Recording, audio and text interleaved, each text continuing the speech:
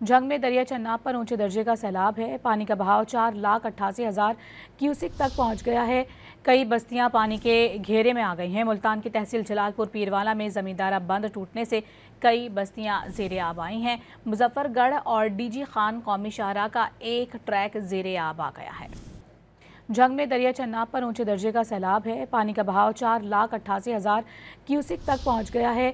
कई बस्तियां पानी के घेरे में आ गई हैं। मुल्तान की तहसील जलालपुर पीरवाला में जमींदारा बंद टूटने से कई बस्तियां ज़ेरे आब आई हैं। मुजफ्फरगढ़ और डीजी खान कौमी शाहराह का एक ट्रैक ज़ेरे आब आ गया है।